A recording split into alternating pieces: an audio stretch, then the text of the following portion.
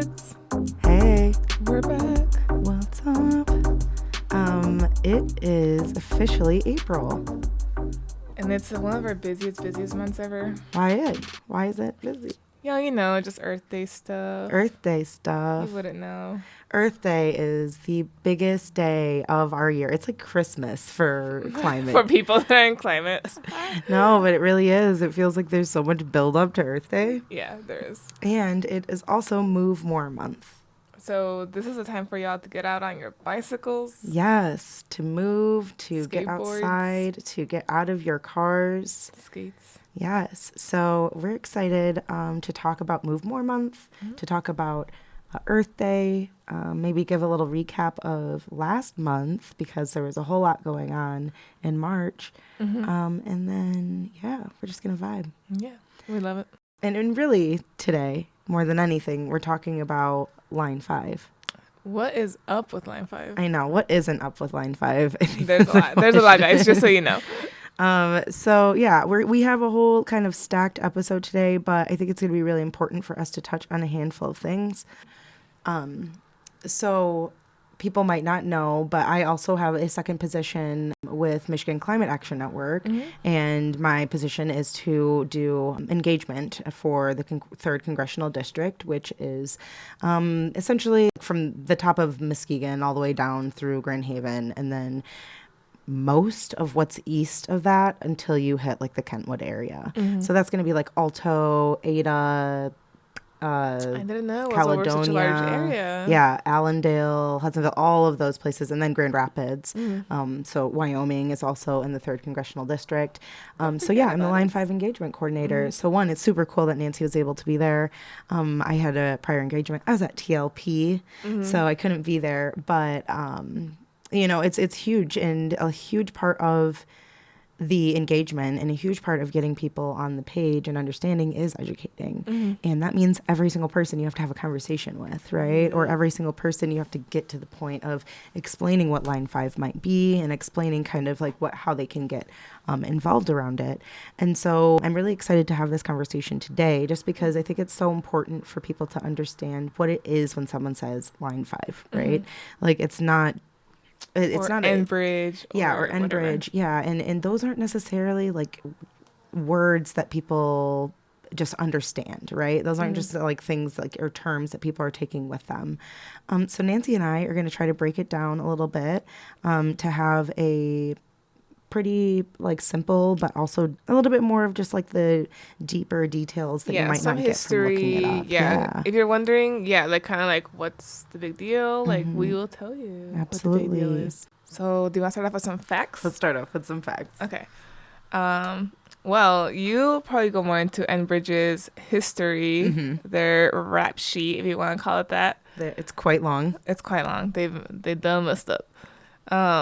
But so basically the pipeline, particularly the one in Line 5, right?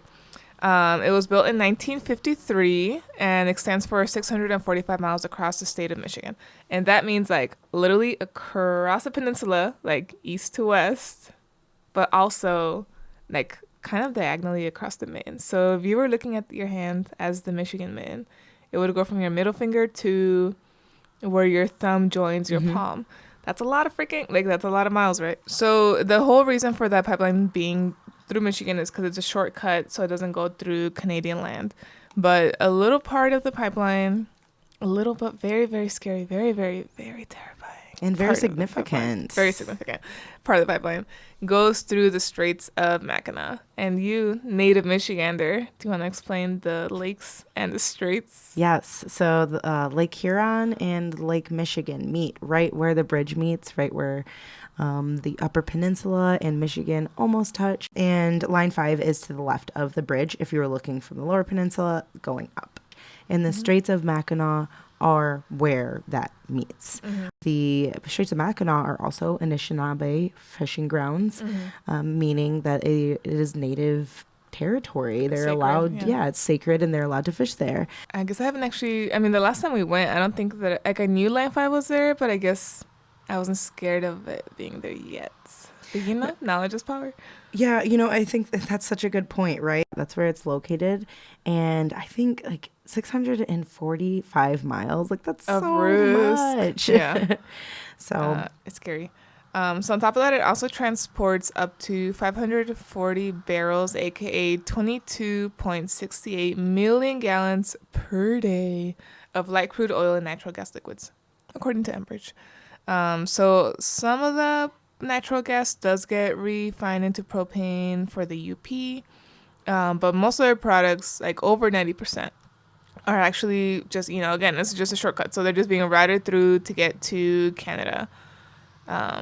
And I think it's actually like only 5 to 10% of the product is even used in Michigan at all. yeah, and that's something that Enbridge presses on a lot is that like we're super reliant on them, like 5 to 10%. Yeah, because they have like propaganda. Like if you were to look up Line 5, the first thing you'll see is like a website called www.greatlakesmichiganjobs.com, in which Enbridge is like, oh my gosh, we're creating Michigan jobs with this pipeline. But, which like, sure, maybe it is. But also, would we even need to work on this pipeline in if Michigan it wasn't so risky, if it just wasn't here? It wasn't there. And we also like have clean energy jobs, right? Like there's a green infrastructure jobs that are out there and they're in abundance. And actually there is, while we're on this topic, it's called the Office of Worker and Community Economic Transition. And it's to help people with job transitions and trainings and placement, because it is difficult when you work in like an energy sector and there is a green energy future happening. Yeah. So there is a reality of people working in this field, but it's not the only field you can work in, and there are going to be resources to transition people. Yes. But it's just another reason for them to validate their existence in the Great Lakes. And Enbridge's own website is very like, oh my gosh, we love community. We love the native population. We love everybody. And I mean, it's kind of sickening just like knowing, again, their history. And they have things on their website like, Line 5 is essential to steady oil supply, or Line 5 disruption would have a devastating impact, or analysis, Line 5 shutdown would cost the region $20 billion or more. Okay, but don't worry, we're coming at you with like the facts. Well, how much would it cost to clean up an oil spill? Or billions. What are the impacts, the environmental impacts that'll happen if there's an oil spill? So, I think especially when you think about how much fresh water would be affected by an oil spill in the Great Lakes. How much fresh water? Oh, like a fifth. A fifth of the world's fresh water. A fifth of the whole world's fresh water. You guys. Okay. Yeah. And I think the reason why we see this as an issue and see this as a possibility is because Enbridge has a shaky track record. So I'll get kind of into, we'll call it shaky. Did you mean to say the other SH word? Shitty. No, they do. And it's so true. So they first had an oil spill. One of the largest oil spills in U.S. history happened in Grand Rapids, Minnesota. And that was in 1991. They spilled nearly missing the Mississippi River. Our twin city. Yeah, literally our twin city. It's so funny. Not the Twin City, our Twin City. But they had over 1 million gallons of oil spilled, nearly missed the Mississippi River. And that was in 1991. And then in 2010 in Michigan, and I apologize, this was not line, so the spill in 91 was from Enbridge, but it was line 3. And then Enbridge's line 6B is in Kalamazoo, and they spilled over 1 million gallons of oil in and near the Kalamazoo River. Yeah, and that wasn't that long ago either. That was in 2010. Right. I mean, that's 14 years ago. Yeah, if you're close to our age, you were in high school, and they're out here just wrecking the environment for us. So thanks, Enbridge. Yeah, and there's people are still dealing with the impacts of that oil spill. It takes more than just 10 to 15 years for the ecosystem to recover, for the trauma to leave. A lot of people were really, they were left sick, they were left without resource that they needed, and I think they started to realize how important that ecosystem is. So it's not even just that they have the potential to do these things, but it is that they already have this track record where these things have happened. So if it were maybe potentially a different company, we might not feel this way, but this company in particular has been allowed to destroy our, the Midwest, for over 30 years. Yeah, and look, it's one thing to have our own homegrown psychopathic corporations take advantage of us, but to have an external one too, Girl, just come in and etch us up. And it's kind of like the Nestle feeling. It hurts in a different way. It's like the Nestle feeling, of what are you doing coming to the Great Lakes taking water like that?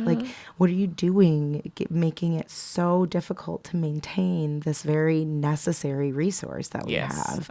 And the only people who are allowed to do this are not even people, they are corporations. Yeah, isn't that sick? They get bailouts and they are allowed to just totally they just get a little slap on their wrist for but if I were to go just graffiti on a wall, I would get just a harder smack on the head than that. Think about a littering charge. And of course, I agree. If you're going to throw your stuff into the world, there should be repercussions for that, right? If you're going to put people's health at risk with your behavior, we should totally be paying fines for that. There's no doubt about it. But then we have corporations here in Grand Rapids who have PFAS contamination. So this is hardly it's not a people problem or behavioral problem. I think it's just an allowance thing. And then also we'll get into this in a minute, but I don't know that, the Michigan Public Service Commission or, those who are appointed to take care of these things are on our side. Doesn't feel like that. Yeah. So, and kind of on that train, so the Michigan Public Service Commission recently approved their tunnel project, which is which is going. And that was approved. Yes. So there's a couple of different groups who are supposed to vet this process. One of them is U.S. ACE, which is the U.S. Army Corps of Engineers, and another is Michigan Public Service Commission. And one thing they're missing in that group, especially if they're talking about drilling through bedrock, geologist. Why the frick isn't there a geologist on the staff there? Well, why isn't there somebody, who's speaking on behalf of the environment? They say that they'll take this into consideration. They'll take climate and they'll take the environment into consideration. Right, because we love it when fossil fuel industry loves to just take climate into consideration. Well, right. They totally do every time. That's why they're here. That's why they exist. So the Michigan Public Service Commission, we're supposed to take into account the environmental impacts, but also the 27,000 public comments that were made saying that they did not want this to happen. And before they took any more public comments that day, Michigan Public Service Commission had approved the tunnel on their end. And this tunnel is going to drill into the bedrock and then go underneath the lake and still have the same be in the same place. It's just not going to be suspended and sitting on sandbags anymore, which is what it currently is. Later. Okay. And so, but I think something I've mentioned to you is I'm concerned about the wildlife, the construction. Yeah. Why are we going to put such a permanent thing into our earth and into our planet, knowing that we're moving away from, the fossil fuel era? We are moving away from using energy in this way, right? All CO2 emissions need to end in Michigan by 2040. So how would now? Yeah, so let's just have this fossil fuel company just move in. And the Michigan Public Service Commission has to answer to that. So Actually, MyCan, along with a bunch of other environmental organizations and the Environmental Law and Policy Center have appealed their decision. So there's Good. a lot going on. And actually, Nancy, I want you to talk about the Sixth Circuit Court. So on the 21st of March, which was just a few weeks ago, For us. yeah, right. Nancy went to the Sixth Circuit Court in Cincinnati, Ohio, to support. I couldn't be there that day, but AG Nessel was there giving oral statements, and so was Enbridge. And essentially, our Michigan, we're trying to get it back into Michigan. Right now, it's a federal fight. And if we could keep it local, we could probably do a lot more with like the power to move them. Right. So I want to let Nancy talk about that, a little bit about World Water Week and kind of her experience. Yeah. And a way, it's kind of like a way to advocate. I mean, Yeah. it definitely is. And then I'll give you some reasons to be scared about keeping Line 5. I love that. So for World Water Week, I partnered up as a volunteer with the People's Water Board Coalition. This was separate from kind of my work with UCC, but we did go out there to advocate for some, like this water affordability package, which would help make water more affordable for residents that had their water shut off. And I don't know if you'd heard, but in Detroit, a lot of people that have like their water shut off, it's like one of the first, it's like the first like domino that falls that can lead to them losing their homes. Well, because of like the debt, and then they get sent to collections, and then because it's like I think because it's like a debt to a city or like to a municipal entity, that entity has the power to like take their home to like pay for the debt. So it's really bad. And again, also, like, why are we charging people an arm and a leg when we're surrounded by so much Well, we've water? talked about how much we were charging Nestle for water and In how a much previous episode. Yeah, and how much a water bill in Michigan can cost. So like that just doesn't add up. It doesn't. People should not be paying for water, an Yeah. essential resource. Otherwise, we should all just go out there, file ourselves as a corporation, and say F the system. I can take as much water as I want from the Great Lakes. I'm Yeah. a corporation. You know what? Look, if a corporation has more benefits than a human being, let's get on it, people. Just Yeah, saying. what are we doing? They can't stop everybody. So but you were in Lansing talking about like bill packages that would potentially make that a non-issue for people, right? Because it shouldn't be. Yeah. So, for example, for residents that are above this certain like poverty line that they established, would pay like an extra $2 a month from their water bill. Those $2 a month would go towards like this pot, like this fund that each district in Michigan could then use to subsidize the water for folks who cannot afford their water bill.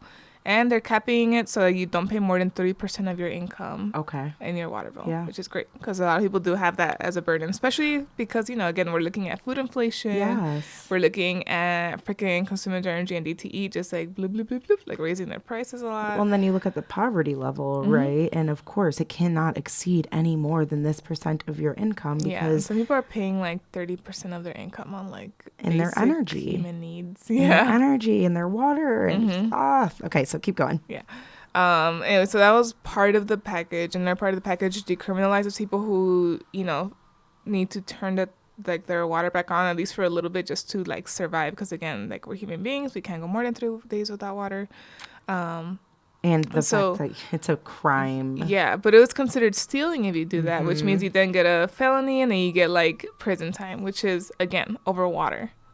Obscene. Well, over like the fact that you need water to, I don't know, take a shower so you can go to your job or feed yourself or drink it so that you can survive again, so you can pay those bills. Yeah, and we don't know. Yeah, and we don't know these people and people generally in these situations are generally people that are like, I don't know, either like single parents or I'm thinking like people who are disabled on fixed incomes, like retirees especially are in very precarious situations. Level, like what are we talking about? The poverty level is crazy low. It hasn't been updated in so long. Well, and either it's like, of course, no one's surviving off of that. Of course, they can't pay their bills. They live below the poverty level. Yeah, like full transparency. Erica and I make what on paper looks like middle class wages, but trust, we are not living the middle class life. We're hurting. Well, the middle class is non-existent now. You know, I mean, a big part of that is because just like this continuous inflation and rising cost of living. So imagine for somebody who already kind of has all these added stresses and limitations It's a lot. Anyway, But they need people to advocate for them because, yes. I mean, not everybody has time and energy to be able to do those things. Yeah. So you showed up, did your thing. We did a thing. I talked on a podium about how water is life. I was out there with one of my colleagues, Andrea Pierce, from the Michigan Environmental Justice Caucus. And she's, I believe she's a Anishinaabe. But she also kind of spoke out about the importance of water to her people. So it was really cool. And then on I was in Lansing for Tuesday and Wednesday. And then Thursday, which was what, the 21st? Yes, Thursday the 21st. Uh-huh. Yeah, I was in Ohio, Cincinnati, Ohio, like Erica mentioned, to support Attorney General, who is our state's, like, head honcho of lawyers. She's the lawyer. She is the lawyer for the state, yeah. For those of you who don't know. But so Attorney General Dana Nessel went out to ask the federal courts to bring the Line 5 case back to the Michigan courts, because then we would have a little bit more, say and like a little bit more authority over the outcome. Yeah, well, Gretchen Whitmer, almost 3 years ago, set a shutdown order for Enbridge, and they're able to define that. Yeah, and they're just kind of like, yeah, if you. Right, exactly. Yeah. So they're looking for federal order to be able to, but if we move it back into Michigan courts, that'll allow for us to take like legal jurisdiction. So, and she's a badass, dude. I love her. Yeah, and she was out with like a red suit. Yeah, no, it's so dope. And then also, like I know that the judges were not letting up on Enbridge. They want like real concrete answers as to like how they plan on moving forward with their operations. You know, a huge part of the reason was like, why didn't you answer to this easement? You know, and they took as long as they could to respond to it. So they were definitely giving it to them. And that day though, you guys did the water ceremony. Yes. So after we listened to the hearing, which we were like in the overflow room because the courtroom was really small, we didn't all fit, but it was a really, really great turnout. The main reason we turned out was just to kind of put on just back up Attorney General Dan. I just call it AGD. And AGDN. To back up AGDN during her press conference. So, like, the press was there, and we were there. We were able to just kind of do, like, our little, like, water is life chant. Shut down Line 5, all that good stuff. And then we were also supported, like, we were joined, like, our ranks were filled in also with people from the indigenous group in that live by the Ohio River, and I'm not remembering the name of their tribe right now because I just heard it verbally and my audio processing is trash. That's okay. We're still just acknowledging that that's where they're from. Like I know who you are. I know the faces. So they were there with us to support us in that as well. And then after the case, we went down to the Ohio River. Like we went down to the banks. And we kind of had like a water ceremony. It was really beautiful, and it was a great reminder that like water isn't like I tend to be like very like sciencey, so I'm always like like water is this very necessary ingredient for life. Water is like we're made of like 75% water at least, and like it's necessary for plants and life and all this stuff. But then like for a lot of cultures, there's also like a very spiritual thing. And it's a spiritual necessity. So it was just really great to just kind of have that reminder that there's more than just like this physical, scientific need for water, but there's like a very spiritual need to protect our water as well. Yes. And then we were able to make an offering of tobacco to the Ohio River and wish it cleanliness because that river is struggling too. Baby girl, she brown. No, but that's so beautiful, and I love that recognition. I think one of the easiest ways for us to combat climate change to like in general, right? Like beyond Line 5 is to go back to the way that indigenous people treat this earth. Oh my goodness. Like if we took the practices of the way that they saw animals and plants and how like the earth is a living being. Like if we saw it in that way a little bit deeper, I don't think that we'd be living in the world that we are today, you know, with the potentials of climate change and the harmful impacts that we're already seeing, with the amount of pollution that we just see on our road, you know, air quality also, alerts. They is we too, though, right? Like, I mean, I'm sure there's a lot of like ancestral knowledge and like folks from like Mexico that I'm descended from that are still alive. About just like, 'cause, you know, we grow crops and stuff too. We're very agricultural people. So there's a lot of knowledge there too about like preserving the land, caring for the land. So like, Listen to people of color. Listen to indigenous people. We know what's up. Look, the potato famine happened because of monocultures. You're like, look, let me talk to you about reasons why things are going wrong. But that's a whole other topic. No, but this is really important to indigenous people too, because they are living with a 12-mile stretch of eroding Line 5 in their land. And it's the Bad River Band of Lake Superior, Chippewa. They are in Wisconsin. And, you know, they are way too familiar with the impacts that they're facing. Right? Yeah. I mean, they're worried about the spring and how, you know, all of the snow is going to melt and that's going to change the land around it. And we know that supports in the Great Lakes is one of the hugest issues that we have with Line 5. Yeah. Why aren't we listening to these people? You know, why aren't we listening to what our souls feel when we touch the grass or when we give an offering of tobacco? Yeah. And so it's just so important, you know, to not count that as like a separate piece, but as a part of respecting. It's part of the ecosystem. Yes, it is a part of respecting and taking care of the Great Lakes, is to like go back to who originally was set to protect it. Totally. Because they were just fine before. But anyway, so they were totally fine without you. If I may share some scary facts about Line 5. Here Nancy comes. This could have almost been like a Halloween episode. Stuff. Yeah, right. This is our spookiest episode of the year. Okay, so as Erica mentioned up top, or maybe I mentioned it, I forgot. But the pipeline was built in 1953. It was originally supposed to only operate for 50 years, which means that it's been 71 years. So we're 20 years over its planned expiration date. Girl, that's like the person who needs to retire. That's like Mitch McConnell. He was 20 years past. Like, you needed to leave. Take a seat. But because of that, a lot of the structural issues are becoming more and more risky. I mean, this thing was risky to start. Let's clarify. Totally. This is not a good idea to start with. We never should have put it in the Great Lakes. We never should have put it there in the first place. But it's getting scarier. So because of that, as we know, any sort of metal underwater tends to start to corrode or rust. This pipeline is no different. Well, you ever left like a can in like your sink or something? Oh, I should look at like but it happens so quickly. Yeah. You know, and it's not the same exact base, but all metal is going to eventually do this. Yeah, especially because a lot of pipelines are made out of like a ferrous metal, which are more prone to rusting.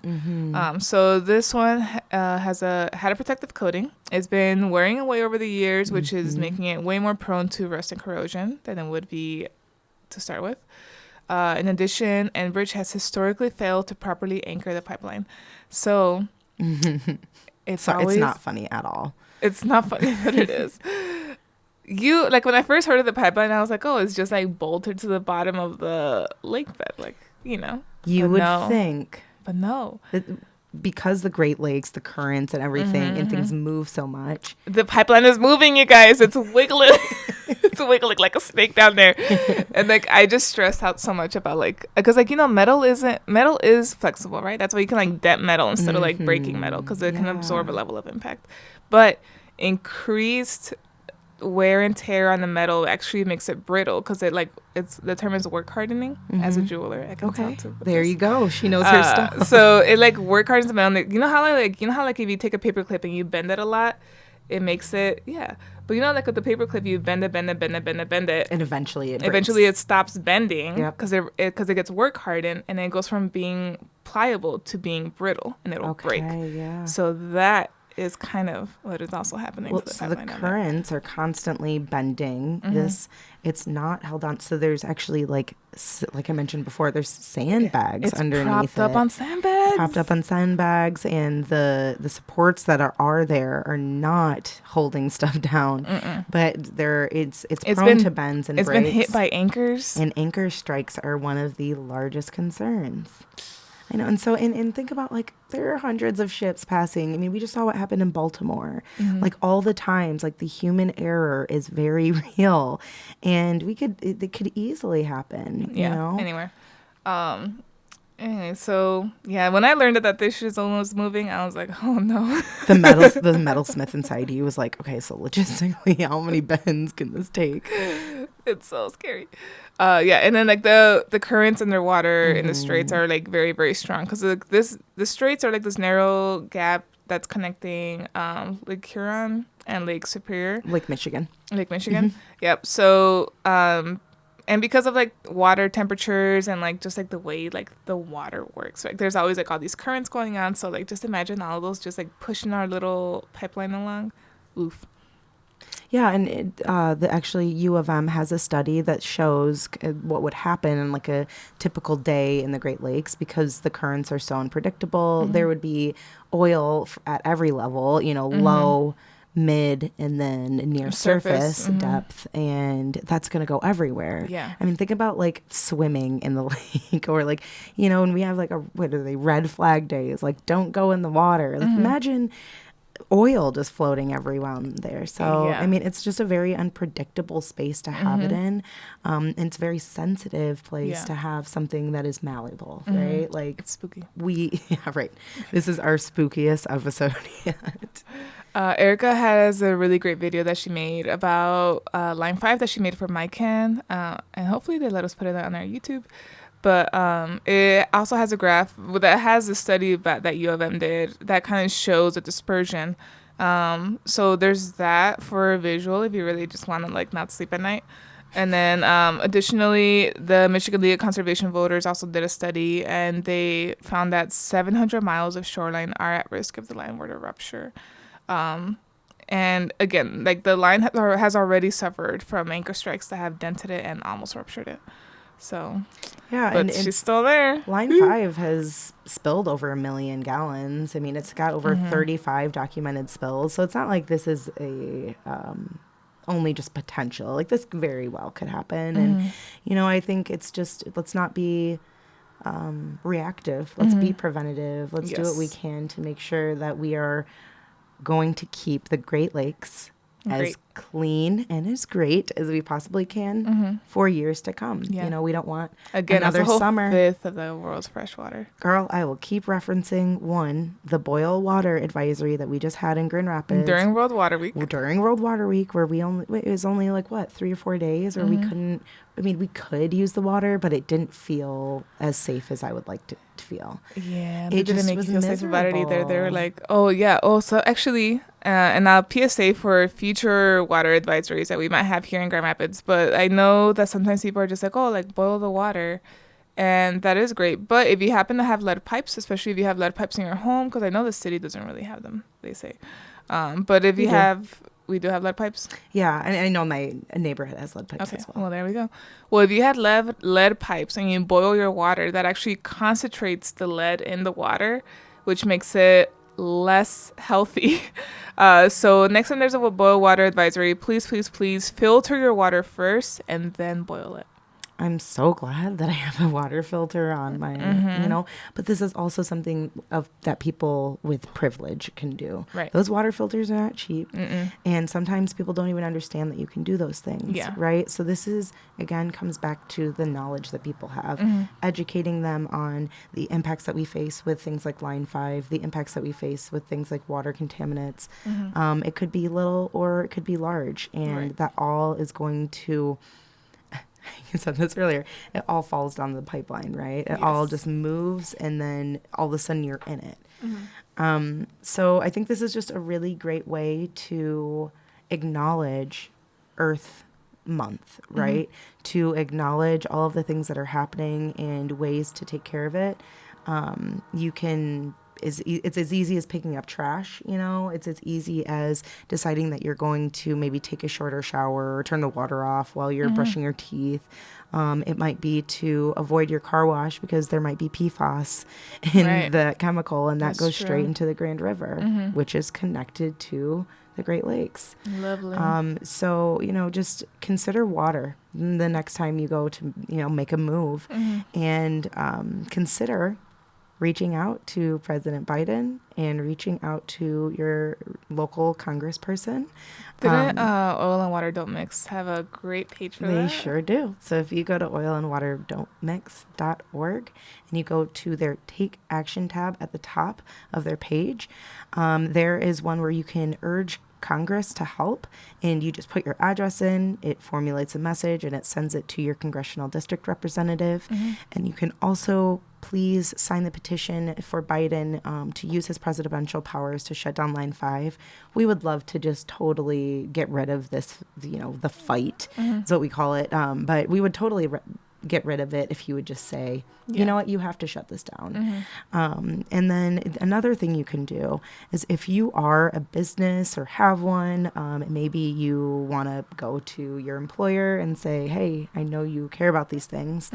It is called the Great Lakes Business Network. But on Oil and Water Don't Mix, on their page, you can become a business supporter. Yay. And there is a list of over, I think it's 250 people on there, or businesses on there, that agree. They do not want Line 5 in the Great Lakes, and they would impact their business. Join the cool kids. Yeah, so join the cool kids, and use your voice in whatever way you can, whether or not it's showing up to a rally or signing a petition. It all matters. And because it is National Poetry Month. And we just talked about World Water Week. Nancy is going to read a poem from it's off of the Poetry Society of America. Well, it's very fun. But the poem is called Water Remembers by Brandy Nalani McDougall. Water Remembers. Waikiki was once a fertile marshland, Awapua, mountain water gushing from the valleys of Makiki, Manoa, Palolo, Waiale, and Wailupe to meet ocean water. Seeing such wealth, Kanaka planted hundreds of fields of kalo, uala, ulu in the uka, built fish ponds in the muliwai. Waikiki fed Oahu people for generations so easily that its ocean-raised surfers held the highest of Alili to its shores. Waikiki is now a miasma of concrete and asphalt. Its waters drain into a canal dividing tourists from resident. The mountain springs and waterfalls trickle where they are allowed to flow and left stagnant elsewhere, pullulate with staphylococcus. In the uplands, the fields have long been dismantled, their rock terraces and heiau looted to build the walls of multi-million-dollar houses with panoramic diamond head and or ocean views. Closer to the ocean, hotels fester like pustules, the sand stolen from other aina to manufacture the beaches, seawalls maintained to keep the sand in, so suntan-oiled tourists can laze on what never was, what never should have been. No one is fed plants and fish from this aina now. Its land value has grown so that nothing but money can be grown. Its waters unpotable, polluted. Each year, as heavy rainfalls flood the valleys, spill over gulches, slide the foundations of overpriced houses, invade sewage pipes, and send brown water runoff into the ocean, the king tides roll in, higher in its warming, lingering longer and breaking through sandbags and barricades, eroding the resorts. This is not the end of civilization, but a return to one. Only the water insisting on what it always should have, spreading its liniment over infected wounds. Only the water rising above us, reteaching us wealth and remembering its name. And that was, again, a poem by the author Brandy Nalani McDougall, who is a native Hawaiian, speaking about the legacy and, just like the ongoing impacts of environmental injustice in Waikiki. It's so beautiful. And It's a really great reminder to utilize your artistic abilities to talk about your passions. So, the climate movement needs artists. We need songs, we need poems, we need, paintings and things that evoke emotion, because sometimes just talking about it can be much more difficult. But hearing that, you feel so many levels, you know? And then like it's so like visual too, right? Like I really love it. It is. You know what? If you're a poet, hit us up on Instagram. We would love to repost your poetry that's related to climate and the environment and nature. Just because April is National Poetry Month, let's have some fun with it. Absolutely. Or some cries, both are fine. No, we'll be crying, but maybe we'll be crying laughing, depending. Depending on who, what we get. So please tag us on your poetry. We'd love to read it. We'd love to see it. Yeah. And join something for Earth Month, whatever it is, no matter which angle you want to take. Do your little tiny part. It could be clicking a button and taking action, showing up to a rally, picking up your neighborhood, joining a neighborhood cleanup with the Grand Rapids community. So, or read a poem. Or listen to our next Grand Rapids podcast, which will be in 2 weeks. And any of those things work.